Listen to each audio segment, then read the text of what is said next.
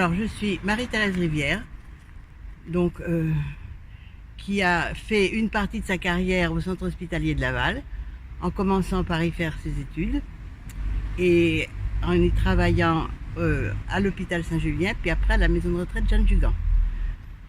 Moi, quand je suis arrivée à l'école en 58, j'ai fait mon premier stage en pédiatrie. J'ai vraiment connu toute l'extension et l'arrivée après des infirmières qui venaient et tout ça. Hein. Oui, alors ici c'était donc le jardin, là c'était la maison de l'aumônier.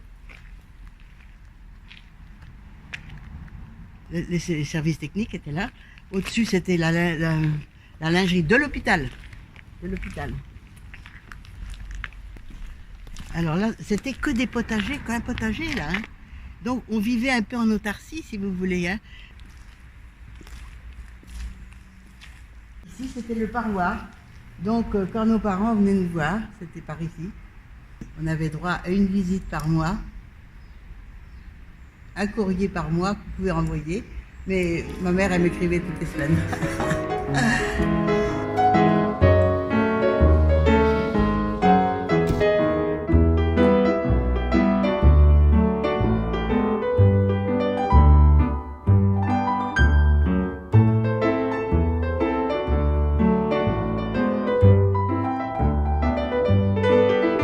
On se trouve dans la partie de l'infirmerie des sœurs âgées. Alors évidemment les sœurs qui étaient entrées à la communauté à cette époque-là, ils mouraient parce que les sœurs faisaient peu de stabilité, elles restaient toujours dans la même maison, à moins d'un fait extraordinaire. Donc quand elles étaient âgées, elles logeaient au premier étage, elles avaient un service spécial et les plus valides venaient suivre les offices, la messe, les offices dans cette partie où on ouvrait les grilles et elles suivaient. Ici nous sommes vraiment dans la chapelle qui était composée de 3 parties en fait, 4 même, donc l'autel, le maître-autel était là, le chœur. À gauche vous aviez le chœur des religieuses, c'est-à-dire les religieuses qui venaient pour les offices, l'Eucharistie, il y avait les stalles et une grille.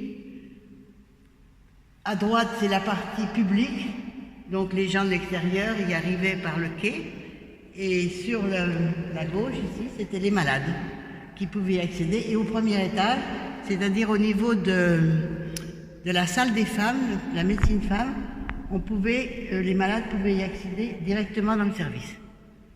Je suis très très heureuse de savoir que la chapelle va être à nouveau un lieu de culte et de prière. Qu'est-ce que ça peut apporter, selon vous, à toutes ces personnes qui seront présentes, des personnes en situation de fragilité?